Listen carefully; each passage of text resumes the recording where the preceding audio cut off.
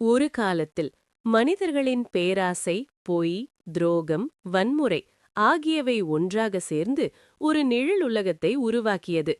அந்த உலகம் மனிதர்களின் பாவங்களின் பிரதிபலிப்பு. இந்த உலகத்தில் வாழ்ந்தவன் ஆதிரன். 25 வயது, உறுதியான உடல், கருப்பு முடி, தாடி, எளிய உடை அணியும் நேர்மையான இளைஞன். ஒருநாள் அவனது கிராமத்தில் நடந்த அநியாயத்திற்கு எதிராக குரல் கொடுத்தபோது அவனை நிழல்கள் சூழ்ந்து அந்த நிழலுலகத்துக்குள் இழுத்து செல்கின்றன. அங்கே வலியை உண்பவர்கள், பயத்தை வளர்ப்பவர்கள், மனிதர்களின் தீய நினைவுகள் உயிருடன் நடமாடுகின்றன. ஆதிரன் அங்கிருந்து தப்பிக்க முயல்கிறான். ஆனால் அந்த உலகம் சொல்கிறது, இங்கே இருந்து வெளியே போக ஒரே வழி நன்மை செய்ய வேண்டும். அவன் ஒரு காயமடைந்த நிழல் உயிருக்கு உதவுகிறான். தன் உயிரை பணயம் வைத்து பிறரை காப்பாற்றுகிறான்.